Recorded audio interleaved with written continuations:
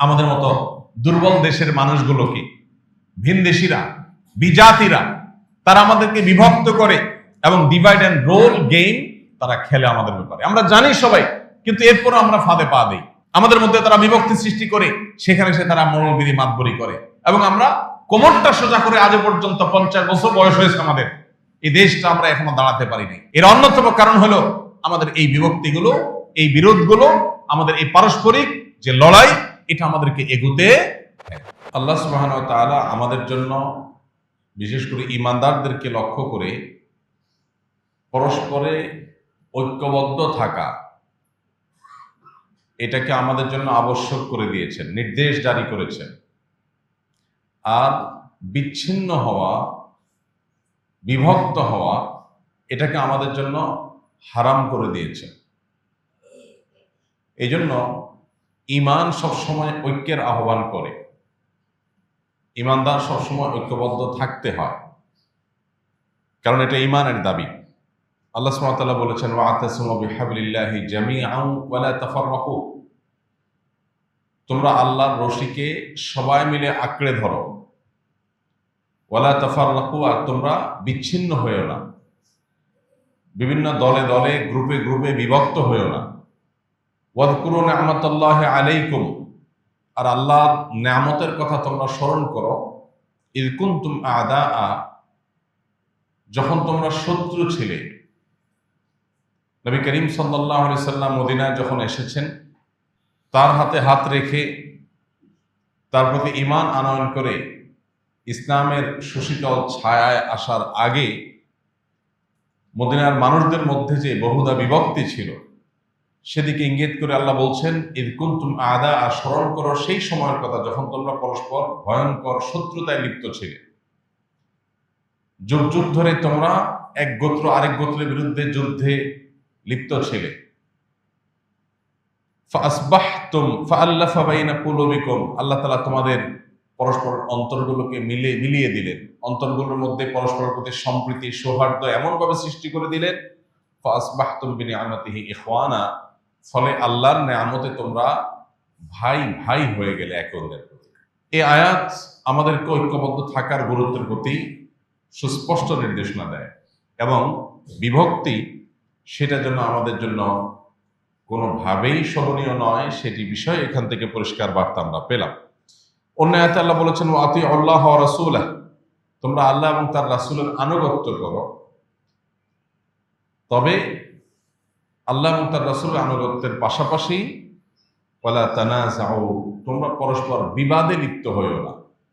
ফাতাফশালু, যদি বিবাদে লিপ্ত হও তাহলে তোমরা হেরে যাবে, দুর্বল হয়ে যাবে, তোমরা ব্যর্থ হয়ে যাবে। ওয়াতাযহাবা রিহুকুম, এবং তোমাদের শক্তি, তোমাদের সামর্থ্য এটা চলে যাবে, বাতাস চলে যাবে, পাওয়ারটা চলে যাবে, থাকবে না।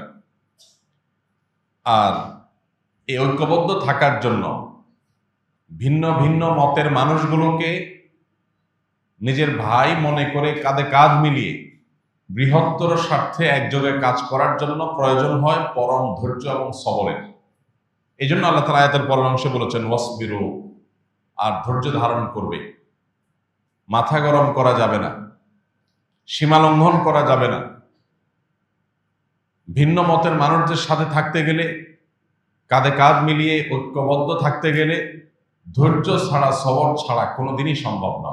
কারণ অনেক কিছু চোখে পড়বে, অনেক কিছু মাথায় আসবে, যেগুলো দেখে হয়তো রিয়্যাক্ট করতে মনে চাইবে, আর সে রিয়্যাক্টটা হয়তো ঐক্যের মধ্যে ফাটল ধরাতে পারে। এই জন্য আল্লাহ বলেছেন, ওয়াসবিরু, তোমরা ধৈর্য ধারণ করবে, ইন্নাল্লাহা মাআস সাবিরিন, কারণ আল্লাহ তাআলা ধৈর্যশীলদের সাথে আছে। এই আয়াতটা একেবারে পরিষ্কারভাবে আমাদের জন্য বিভক্তিকে নিষিদ্ধ ঘোষণা করেছে, হারাম ঘোষণা করেছে। বিশেষ করে ইমানদারদের যে বলয় এবং অঙ্গন আছে, সেই বলয়ের মধ্যে তারা বিভক্ত হতে পারে না, তারা বিচ্ছিন্ন হতে পারে না, সেটা আল্লাহ তাআলা নিষিদ্ধ করেছে। পরিস্থিতির মুখোমুখি এই আয়াতটি যেন আমাদের আজকের বর্তমান প্রেক্ষাপটেই নাজিল হয়েছে, যেন আজকেই আল্লাহ তাআলা আয়াত নাজিল করেছে। আয়াতটার অর্থের দিকে যদি আমরা লক্ষ্য করি, আবারও দেখব, আল্লাহর আনুগত্য, রাসূলের আনুগত্য করা, ভালো কাজ করা, সেগুলো আপন জায়গায় করতে হবে, কিন্তু এগুলো করার পাশাপাশি আরেকটা জিনিস এডিশনালি আমাদের করতে হবে, তা হলো কোনোভাবে নিজেদের মধ্যে বিবাদ বিতণ্ডায় লিপ্ত হওয়া যাবে না। এটা একেবারে একটা পারিবারিক পর্যায় থেকে নিয়ে রাষ্ট্র বা আন্তর্জাতিক পরিমণ্ডল পর্যন্ত প্রত্যেকটা ক্ষেত্রের জন্য সমানভাবে প্রযোজ্য। একটা পরিবার যদি সুসংহত, সুসংগঠিত, শক্তিশালী এবং ভালো অবস্থানে থাকতে চায়, তাহলে পরিবারের সদস্যদের মধ্যে, ভাই বোনদের মধ্যে, স্বামী স্ত্রীর মধ্যে ভিন্ন ভিন্ন মত থাকা সত্ত্বেও ঐক্যবদ্ধ থাকার চেষ্টা করতে হবে। পরস্পরের শ্রদ্ধাশীলতা, এটার চর্চা করতে হবে, তা না হলে কোনোদিন একটা পরিবার সুসংহত থাকতে পারে না। ঠিক একইভাবে একটা মসজিদ ভিত্তিক মহল্লা, একটা মসজিদ ভিত্তিক সমাজ, এটা সমাজের মধ্যে আদর্শ সমাজ হতে পারবে, নিজেদের অবস্থানকে শক্তিশালী করতে পারবে যদি নিজেদের মধ্যে বিভিন্ন বিষয়ে মতভিন্নতা থাকবে, থাকাটাই স্বাভাবিক।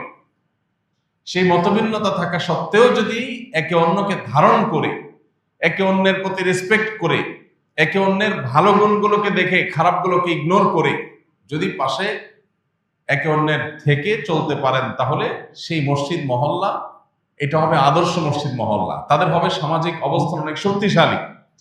ঠিক একইভাবে একটি রাষ্ট্র তখনই শক্তিশালী হবে যখন রাষ্ট্রের ভিন্ন ভিন্ন বহু মত, বহু পথের মানুষগুলো তারা পরস্পরের প্রতি শ্রদ্ধাশীল থাকে, কেউ কাউকে খোঁচাখুচি না করে, কেউ কাউকে আঘাত না করে, বিভিন্ন মতের মানুষদেরকে ধারণ করতে পারে।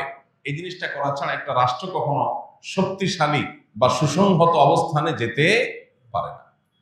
এই যে আল্লাহ তাআলা বলেছেন, ওয়ালা তানাযাউ, তোমরা পরস্পরের মধ্যে বিতণ্ডা, ঝগড়া, বিবাদে লিপ্ত হইও না। যদি হও ফাতাফশালু, তাহলে তোমরা ব্যর্থ হয়ে যাবে, জাতি হিসাবে তোমরা ব্যর্থ হয়ে যাবে। ইমানদারদেরকে বিশেষ করে আল্লাহ তাআলা লক্ষ্য করে বলেছেন, এটি সবার জন্য প্রযোজ্য, যে কেউই যদি নিজেদের মধ্যে বিতণ্ডা লিপ্ত হয় তাহলে তারা ব্যর্থ হয়ে যাবে, তারা হেরে যাবে, তাদের অস্তিত্ব তারা টিকাতে পারবে না, এবং এর ফলশ্রুতিতে তাদের শক্তিটা এটা শেষ হয়ে যাবে, বাতাস ফুরিয়ে যাবে। আর এটার জন্য প্রয়োজন হয় সবরের, ধৈর্যের। আল্লাহ তাআলা আমাদেরকে ধৈর্য ধারণ করার তৌফিক দান করুন। ভাইরা আমার, আমরা অনেক ফরজের কথা শুনেছি, এই ফরজের কথা হয়তো অনেকেই শুনিনি। সেটা হলো মুসলমানরা পরস্পরের প্রতি সহানুভূতিশীল থাকা এবং মুসলমানদের মধ্যে কোনো প্রকার বিচ্ছিন্নতা, বিভক্তি, গ্রুপ এগুলো সৃষ্টি না করে ঐক্যবদ্ধ থাকার চেষ্টা করা, এটা কিন্তু কোরআনের নির্দেশ এবং ফরজ। আর মুসলমানদের মধ্যে কোনো বিভক্তি সৃষ্টি করা এবং কোনো প্রকার বিচ্ছিন্নতা সৃষ্টি করা, গ্রুপ সৃষ্টি করা, এটা পরিষ্কারভাবে নিষিদ্ধ এবং হারাম। এই ফরজের সাথে আমরা হয়তো অনেকে পরিচিত না, যে ফরজের ব্যাপারে কোরআন বারবার আমাদেরকে স্মরণ করিয়ে দিয়েছে। নবী সাল্লাল্লাহু আলাইহি ওয়াসাল্লাম বারবার আমাদেরকে বলেছে। নবী সাল্লাল্লাহু আলাইহি ওয়াসাল্লাম বলেছেন, ইয়া আইয়ুহান নাস, হে লোক সকল, আলাইকুম বিল জামাআহ, তোমরা সবাই জামাতবদ্ধ, ঐক্যবদ্ধ থাকবে। ওয়া ইয়াকুম ওয়াল ফুরকাহ, আর তোমরা বিচ্ছিন্ন হবে না। এখানে জামাতবদ্ধ হওয়ার মানে কোন একটা দল বা কোন একটা গ্রুপ এটার সাথে সম্পৃক্ত হওয়াটা এই আয়াতে, এই হাদিসে উদ্দেশ্য না, বরং এই হাদিসের উদ্দেশ্য হলো মুসলমানদের যে মৌলিক আদর্শ আছে, মুসলমানদের সাধারণ যে চিন্তা এবং দর্শন আছে, সেই মুসলমানদের সাধারণ স্রোত, ফ্লো, এটার বাইরে না যাওয়া। সেই সাধারণ স্রোতের মধ্যে থেকে আমরা বিভিন্ন প্ল্যাটফর্ম গড়ে তুলতে পারি, বিভিন্ন সংগঠন হতে পারে, বিভিন্ন প্রতিষ্ঠান হতে পারে, বিভিন্ন অর্গানাইজেশন হতে পারে, বিভিন্ন মুভমেন্ট হতে পারে। প্রত্যেকে যার যার চিন্তাধারা, প্রত্যেকে যার যার আদর্শ, তিনি যেটাকে সঠিক মনে করছেন সেটার আলোকে যে পদ্ধতিতে কাজ করলে ইসলাম এবং মুসলিমদের স্বার্থ রক্ষা হবে বলে মনে করছেন, সেই পদ্ধতি তিনি আগালেন। এবং এর বাইরে অন্য কোনো পদ্ধতির সাথে তার ভিন্ন মত থাকতে পারে, সেটাও তিনি নিয়মতান্ত্রিক যথাযথভাবে বললেন, এতে কোনো দোষ নেই, এবং এইভাবে সুসংগঠিত থাকতেও নিষেধ নেই। কিন্তু এই হাদিসে যে আমাদেরকে বলা হয়েছে যে তোমরা সবাই মিলেমিশে ঐক্যবদ্ধ থাকবে, সে ঐক্যবদ্ধ থাকা বলতে মুসলিমদের বৃহত্তর যে ঐক্য, সেটার কথা বলা হচ্ছে। অতএব এই বিষয়টা আজ আমাদেরকে বিশেষভাবে নজর দিতে হবে, গুরুত্ব আরোপ করতে হবে। ভাইরা আমার, নোমান ইবনে বাশির রাদিয়াল্লাহু তাআলা আনহু একটা হাদিস রয়েছে, তিনি বলেছেন, আল জামাআতু, নবী সাল্লাল্লাহু আলাইহি ওয়াসাল্লাম বলেছেন, আল জামাআতু রাহমাহ ওয়াল ফুরকাতু আযাব। যে কোনো জাতি, আমরা আবারও বলছি, যদি এটি ইসলাম এবং মুসলমানদের বৃহত্তর জামাতকে, বৃহত্তর মুসলমানদের পুরো শক্তিকে বোঝানো হয়েছে, কিন্তু এটার ইমপ্লিমেন্টেশন যেই লেভেলে, যেই লেয়ারে, যেই পর্যায়ে হবে সেখানে সুফল পাওয়া যাবে। একটা পরিবার যদি এটার উপর আমল করে, যেটা বলছিলাম একটু আগে, তাহলে পরিবার তার সুফল পাবে। ভাইদের মধ্যে বিভিন্ন বিষয় মত পার্থক্য থাকতে পারে, কিন্তু তারা বৃহত্তর স্বার্থে ঐক্যবদ্ধ, কাঁধে কাঁধ মিলিয়ে কাজ করে, এই ফ্যামিলিকে কেউ দুর্বল করতে পারবে না। সমাজে তারা মাথা উঁচু করে দাঁড়াতে পারবে। একটা সমাজ, একটা এলাকা, একটা মহল্লা, সেখানে বিভিন্ন মতের মানুষ আছে, সবাই যার যার মতের চর্চা করে, সবই ঠিক আছে, কিন্তু এরপরও মহল্লার বৃহত্তর স্বার্থে তারা সবাই ঐক্যবদ্ধ হয়ে কাজ করে, এদেরকেও কেউ দমিয়ে রাখতে পারবে না। ঠিক একইভাবে একটা জাতির উন্নতি, অগ্রগতি, সফলতার চূড়ান্ত শর্ত হলো তাদের ঐক্যবদ্ধ থাকা, বিভিন্ন মত এবং পথের মানুষদেরকে ধারণ করতে পারা, প্রত্যেকের যার যার মতের চর্চা করা সত্ত্বেও বৃহত্তর স্বার্থ ঐক্যবদ্ধ থাকা, এবং ঐক্যে ফাটল ধরতে পারে, ঐক্য নষ্ট হতে পারে সেরকম কথা, সেরকম কাজ পরিহার করা। বৃহত্তর জনগোষ্ঠীর বাইরে, বৃহত্তর জনগোষ্ঠীর চিন্তাধারার বাইরের কোনো কিছুকে পুশ করার চেষ্টা করলে ঐক্য বিনষ্ট হবে। এই বিষয়গুলোকে কোরআন এবং হাদিস বারবার করে অ্যাড্রেস করেছে। দেখুন, ইসলাম এমন এক শাশ্বত জীবন বিধান, আপনার জীবনে, সেটা ব্যক্তি জীবন হোক, পারিবারিক, সামাজিক, রাষ্ট্রীয় কিংবা আন্তর্জাতিক জীবন হোক, যে কোনো পর্যায়ে আপনি কোনো সংকটে নিপতিত হবেন, আপনি কোরআন খুলবেন, সুস্পষ্ট সমাধান পেয়ে যাবেন। আজ আমরা যে সংকটের মুখোমুখি, আজ আমরা যে আশঙ্কায় প্রত্যেকটা মানুষ করছি যে আমাদের ঐক্যে ফাটল হয়ে যাচ্ছে কিনা, আমরা বিচ্ছিন্ন হয়ে যাচ্ছে কিনা, আমরা দুর্বল হয়ে যাচ্ছি কিনা, কোরআন সে কথা 1450 বছর আগে বলে গেছে। কি করলে আমরা দুর্বল হয়ে যাব, কি করলে আমরা শক্তিশালী থাকব, শুধু প্রয়োজন সেটার উপরে আমল করা। আল্লাহ আমাদেরকে আমল করার তৌফিক দান করুন। ভাইরা আমার, নবী করিম সাল্লাল্লাহু আলাইহি সাল্লামের আরেকটি হাদিস সহিহ মুসলিমে বর্ণিত হয়েছে। সে হাদিসে নবী সাল্লাল্লাহু আলাইহি সাল্লাম ইরশাদ করেছেন, ইন্নাল্লাহা ইয়ারদা লাকুম সালাসা ওয়া ইয়াকরাহু লাকুম সালাসা। আল্লাহ রাব্বুল আলামিন তোমাদের তিনটা কাজকে পছন্দ করেন আর তিনটা কাজকে অপছন্দ করেন। কোন তিনটা কাজ আল্লাহ পছন্দ করেন? ফায়ারদা লাকুম, আল্লাহ চান, পছন্দ করেন, আন তা'বুদুহু ওয়া লা তুশরিকু বিহি শাইআ, আল্লাহর ইবাদত করবে, আল্লাহর সঙ্গে কাউকে শরীক করবে না, পার্টনার সাব্যস্ত করবে না, শিরক করবে না। এটা হলো আল্লাহর পছন্দনীয় কাজ। দ্বিতীয়ত হলো ওয়াতাসিমু বিহাবলিল্লাহি জামিআ, আল্লাহর রশিকে সবাই ঐক্যবদ্ধভাবে আঁকড়ে ধরো, কোরআন এবং সুন্নাহকে ঐক্যবদ্ধভাবে আঁকড়ে ধরো, ইসলামকে ঐক্যবদ্ধভাবে ধারণ করো।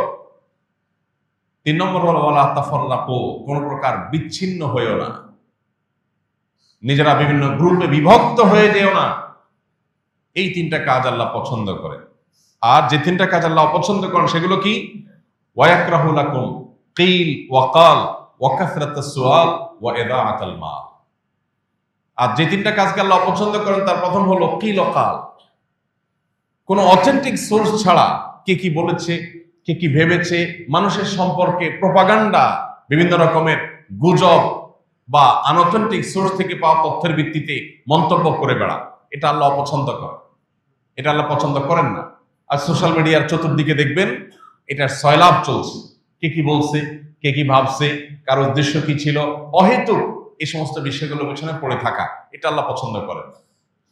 দ্বিতীয়ত হলো ওয়াকাসরাতাস সুআল, বেশি বেশি প্রশ্ন করা, বেশি বেশি ইতিবাচক পজিটিভ যথাযথ প্রশ্ন করলে সেটা নিন্দনীয় নয়।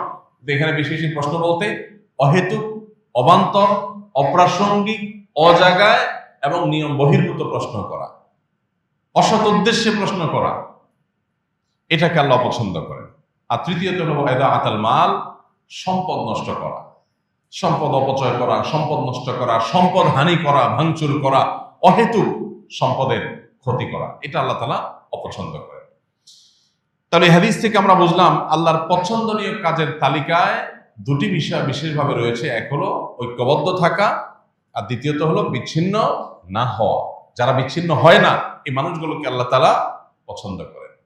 ভাইরা আমার, বিভিন্ন মত, বিশেষ করে ভিন্ন মতের মানুষের সাথে চলতে পারা, এটা বিরাট বড় একটা যোগ্যতার ব্যাপার।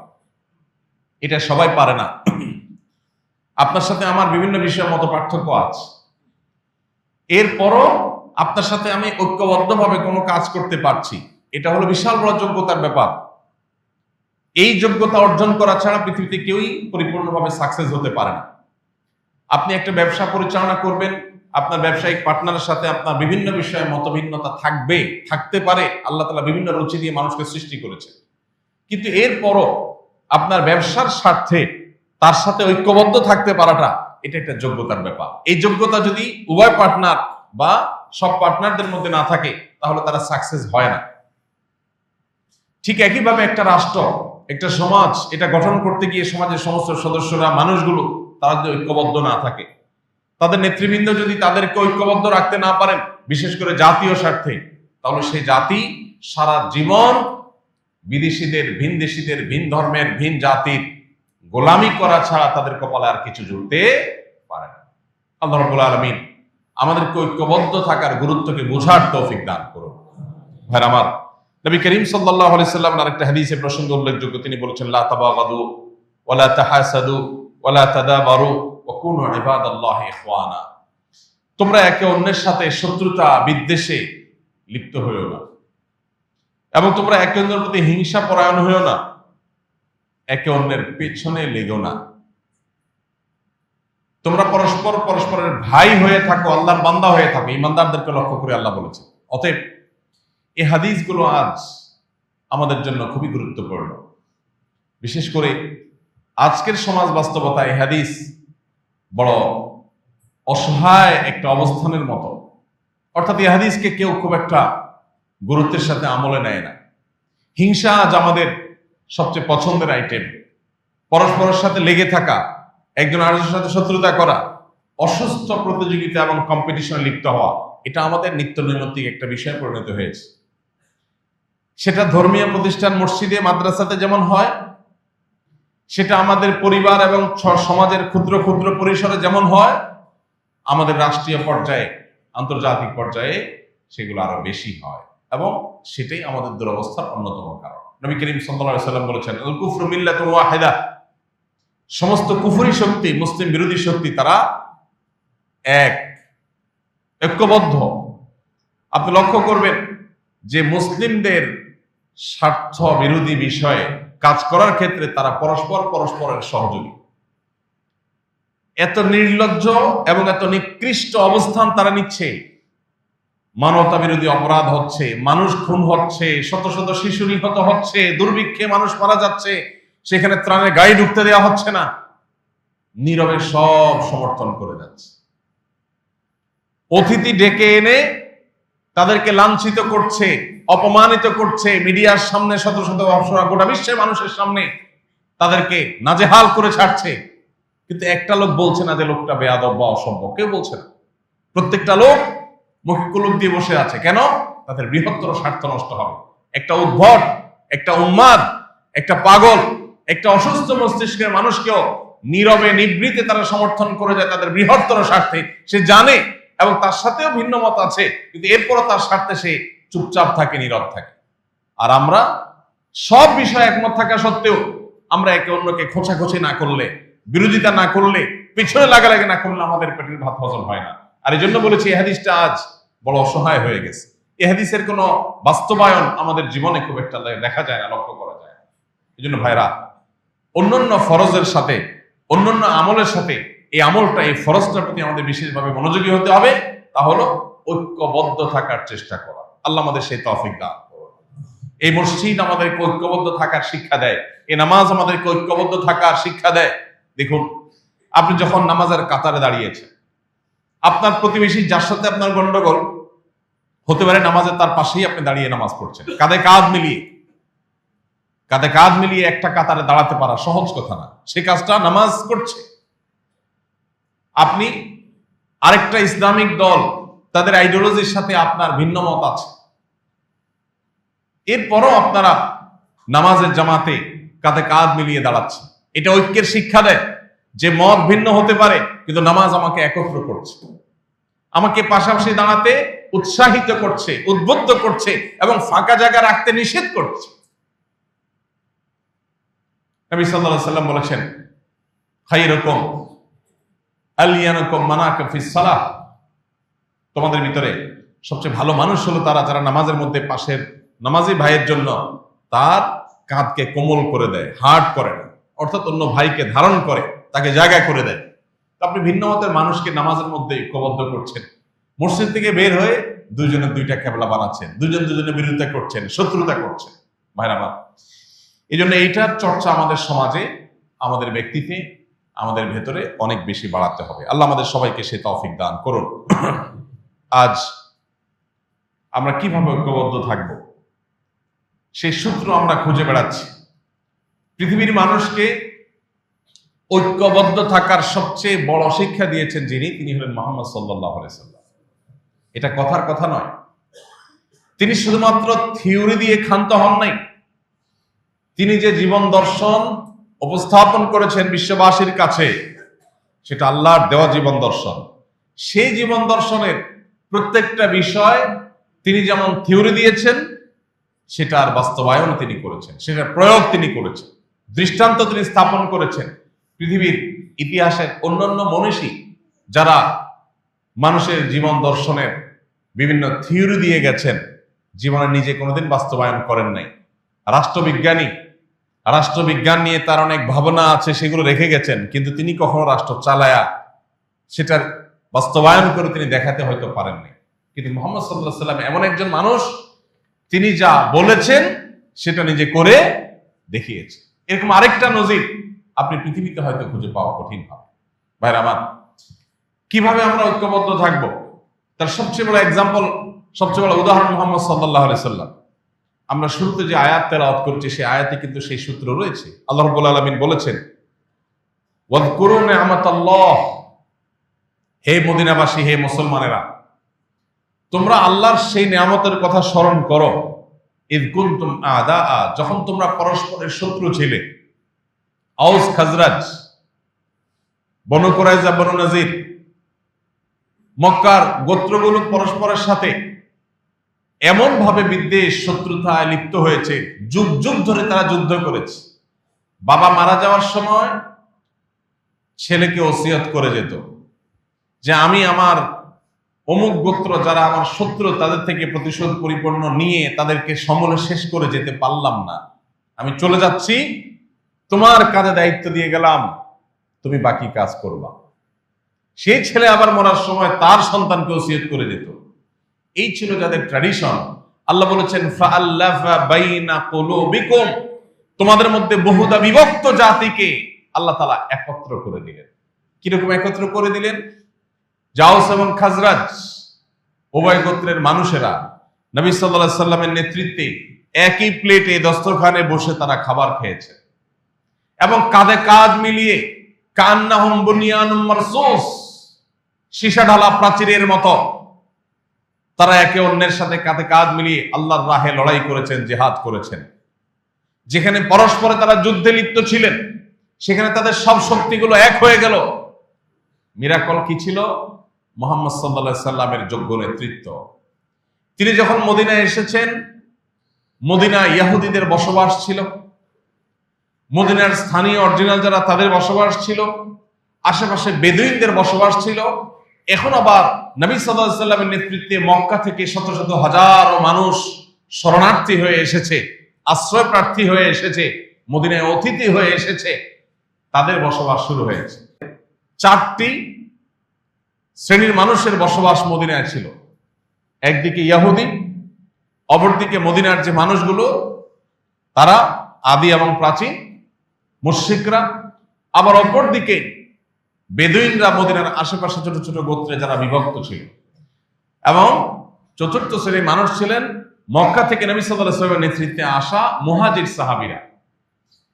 চারটা ভিন্ন ভিন্ন গ্রুপের ভিন্ন ভিন্ন জাতি একটা রাষ্ট্রে বসবাস করতে গিয়ে কত রকমের ভেজাল হওয়ার কথা, গন্ডগোল হওয়ার কথা। নবী সাল্লাল্লাহু আলাইহি ওয়াসাল্লাম অত্যন্ত বলিষ্ঠ হাতে সেটাকে দমন করে ঐক্যের এমন এক প্রাচীর তৈরি করেছেন, মানব ইতিহাসে হয়তো আর কারোর দ্বারা সেরকম ঐক্যের প্রাচীর তৈরি করা সম্ভব হবে না।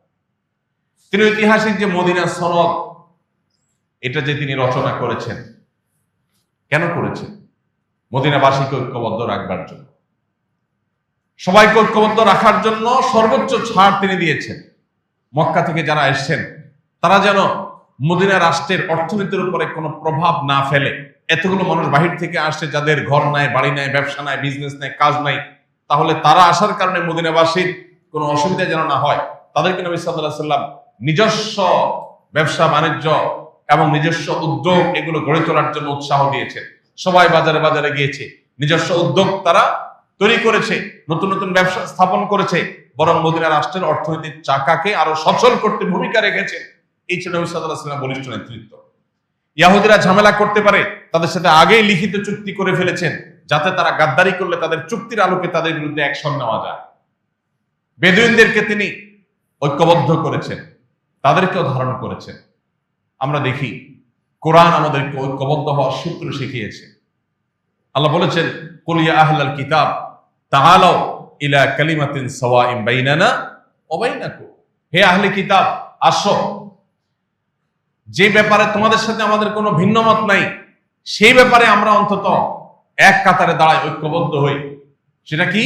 আল্লাহ না'বুদা ইল্লাল্লাহ, আল্লাহ ছাড়ার কারণে ইবাদত করব না, এই কথা তোমাদের ধর্মগ্রন্থ আছে, আমাদের ধর্মগ্রন্থ আছে। অতএব এই ব্যাপারে আসো আমরা এক সুরে কথা বলি, ঐক্যবদ্ধ থাকি। ঐক্যের মূল সূত্রগুলো খোঁজা এটা যোগ্যতার ব্যাপার, আর বিভক্তির সূত্র খোঁজা এটা শয়তানের কাজ, এটা কোনো মানুষ বা মুসলমানের কাজ হতে পারে। এই জন্য ভাইরা, আমাদের মধ্যে নবী সাল্লাল্লাহু আলাইহি ওয়াসাল্লামের ঐক্যের এই মূল সূত্রগুলোকে খুব বেশি ধারণ করার চেষ্টা করতে হবে। আপনারা লক্ষ্য করলে দেখবেন, মদিনায় নবী সাল্লাল্লাহু আলাইহি ওয়াসাল্লাম যখন এসেছেন, সেখানে কিন্তু আমরা যে 4টা জনগোষ্ঠীর কথা বলেছি, 4টা জাতির কথা বলেছি, পঞ্চম আরেকটা গ্রুপ ছিল মুনাফিকরা, যারা না ইহুদিদের সলিড ইহুদি ছিল, না মুসলমানদের ছিল। তারা মূলত দুই দলের সাথে তাল মিলিয়ে চলতো, বিশেষ করে মুসলমানদের প্রতি বিদ্বেষ লালন করত, কাফেরদের গুপ্তচরের ভূমিকায় অবতীর্ণ হতো। সেই মুনাফিক যারা, তারা তো আদতে মুসলমান ছিল না, তারা তো ইসলামের শত্রু ছিল। আল্লাহ কোরআনে মুনাফিকদের সম্পর্কে বলেছেন, তারা ফিদ্দারকিল আসফালা মিনান নার, জাহান্নামের সবচেয়ে অতল তলে তারা হারিয়ে যাবে, শাস্তি হবে তাদের। তাহলে যে মুনাফিকরা অমুসলিম, সেখানে মদিনায় অন্যান্য অমুসলিমদের মতো তাদের সাথে ট্রিট করার কথা ছিল, নবী সাল্লাল্লাহু আলাইহি ওয়াসাল্লাম সেটা করেন নাই। তারা মুসলমানদের বিরুদ্ধে, মুসলিম রাষ্ট্রের বিরুদ্ধে ষড়যন্ত্র লিপ্ত হয়েছিল। রাষ্ট্রের বিভিন্ন তথ্যকে তারা বাহিরে পাচার করত। নিয়ম অনুযায়ী তাদের মৃত্যুদণ্ড হওয়ার কথা ছিল, তাদের শাস্তি হওয়ার কথা ছিল, কিন্তু নবী সাল্লাল্লাহু আলাইহি ওয়াসাল্লাম সেটা একবারও করেননি। কেন করেননি? তিনি নিজে বলেছেন, যারা মুনাফিক তারা লেবাসে পোশাকে মুসলমান, তারা আমাদের মসজিদে এসে নামাজ পড়ে, আমাদের সাথে রোজা রাখে, হজ করে, ওমরা করে, মানুষ দেখে তাদেরকে মুসলমান মনে করে। মূলত তারা মুসলমান না, তারা মুসলমানদের শত্রু। কিন্তু মুসলিম সমাজে বসবাস করতে হলে সরাসরি শত্রুতা করা যাবে না, এজন্য তারা ভেগ ধারণ করেছে মুসলমানের। এই মানুষগুলোর বিরুদ্ধে যদি আমি এখন অ্যাকশন নেই, নবী সাল্লাল্লাহু আলাইহি ওয়াসাল্লাম বলেছেন, আমি যদি তাদেরকে বিচারের মুখোমুখি করি, তাদেরকে যদি শাস্তি দেই, তাহলে মুসলমানদের ব্যাপারে বিশ্ববাসীর কাছে ভুল বার্তা যাবে, অন্যান্য জাতি মনে করবে মুসলমানরা নিজেরা মারামারিতে লিপ্ত হয়ে গেছে।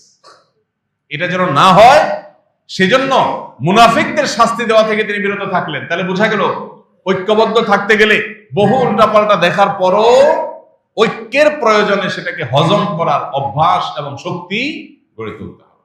আরেকটা উদাহরণ আমরা দিতে পারি, নবী করিম সাল্লাল্লাহু আলাইহি ওয়াসাল্লাম যখন মক্কা বিজয় করলেন, মক্কা বিজয়ের পর আপনারা জানেন, কাবা ঘরের এক পাশে যে বুক পরিমাণ ওয়াল দিয়ে ঘেরাও দেওয়া আছে, রাউন্ড করা, যেটাকে হাতিমে কাবা বলা হয়, এটা কাবার ভেতরের অংশ ছিল। ইব্রাহিম আলাইহিস সালাম যে কাবা নির্মাণ করেছেন, সেটা এটা সহ ছিল।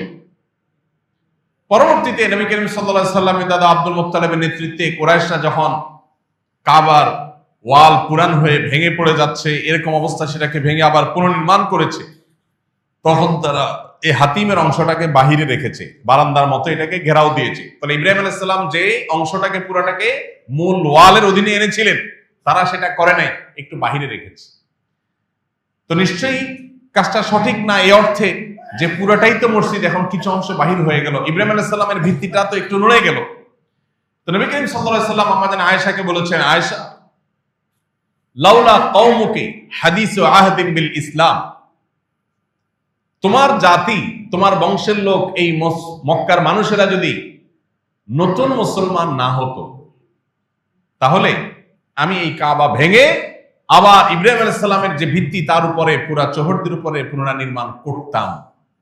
অর্থাৎ একটা ভুল কাজ হয়েছে, ভুলটা সংশোধন আমি করতে চাচ্ছি, বাট আমি করব না, কারণ এটা করতে গেলে কি হবে, এরা মাত্র নতুন মুসলমান হয়েছে, এরা বলবে মোহাম্মদ আমাদেরকে ইসলামে দীক্ষিত করে দেখে আমাদের কাবা ভাঙা শুরু করে দিচ্ছে। ভুল বুঝবে, যাতে ঐক্যের মধ্যে ফাটল না হয়, যাতে বিভক্তি তৈরি না হয়, যাতে ভুল বোঝাবুঝি তৈরি না হয়, সেজন্য একটা উচিত কাজ পর্যন্ত না করা, এটা অবস্থা ভেদে, পরিস্থিতি ভেদে নবী সাল্লাল্লাহু আলাইহি ওয়াসাল্লামের আদর্শ থেকে আমরা শিখতে পাই। অতএব আজ আমাদেরকে জাতীয় স্বার্থে ঐক্যবদ্ধ হতে হলে সব কথা বলা যাবে না, সব কাজ করা যাবে না, বিশেষ করে আমাদের বিভক্তির হাত থেকে আমাদেরকে রক্ষা করার জন্য। আল্লাহ আমাদেরকে বুঝার তৌফিক দান করুন। ভাইরা আমার, ইসলাম আমাদেরকে সেজন্য বৈচিত্র্যময় ঐক্যের কথা বলে। ডক্টর খন্দকার আব্দুল্লাহ জাহাঙ্গীর রাহিমাহুল্লাহর একটা কথা আপনারা বারবার শুনেছেন, তিনি বলতেন ইত্তেহাদ মাআল ইখতিলাফ, এটি আমাদের ধারণ করতে হবে। বৈচিত্র্যময় ঐক্য, আপনার সাথে আমার বহু বিষয় ভিন্ন মত আছে, কিন্তু অনেক বিষয় আবার ঐক্যমত আছে। যে বিষয়ে আমরা একমত, সে বিষয়ে আমরা একসাথে কাজ করি। ভিন্ন মতের জায়গায় আমরা ভিন্ন হয়ে যাই, কিন্তু বিরোধিতা বা শত্রুতায় লিপ্ত না হয়ে। আল্লাহ রাব্বুল আলামিন ঐক্যের এই গুরুত্ব আমাদের বাসা বাড়িতে, আমাদের ব্যবসা বাণিজ্যে, আমাদের মসজিদ ভিত্তিক মহল্লায়, আমাদের সমাজ ভিত্তিক কার্যক্রমে, আমাদের রাষ্ট্রীয় কার্যক্রমে, আমাদের জীবনের প্রত্যেকটা ক্ষেত্রে এটাকে আল্লাহ তাআলা বাস্তবায়ন করার তৌফিক দান করুন। এটার গুরুত্বকে আমাদের আল্লাহ বোঝার তৌফিক দান করুন। ভাইরা আমার, সময় এসেছে এই সম্পর্কে আমাদের সচেতন হওয়া, সতর্ক থাকার, সজাগ থাকার, যাতে আমরা কখনো কোনো পরিস্থিতিতে বিভক্ত না হয়। আমরা ভিন্ন মত পোষণ 100 বার করবো, কিন্তু বিভক্ত হব না এবং একে অন্যের সাথে শত্রুতায় লিপ্ত হব না। শয়তান সে আমাদেরকে পরস্পরের মুখোমুখি করে দেয়, আমাদের পরস্পরকে শত্রু হিসাবে দেখায়। মূল শত্রু আমাদের দৃষ্টির আড়ালে থেকে যায়, শক্তিগুলো ক্ষয় হয় নিজেদের বিরুদ্ধে। আমরা আমাদের কমন শত্রু আছে, যে আপনারও শত্রু আমারও শত্রু, আপনার সাথে আমার ভিন্ন মত আছে, কিন্তু আপনারও শত্রু আমারও কমন যে শত্রু আছে, তার বিরুদ্ধে আমাদের ঐক্যবদ্ধ লড়াই চালানো দরকার, সেটা আমরা চালাচ্ছি না।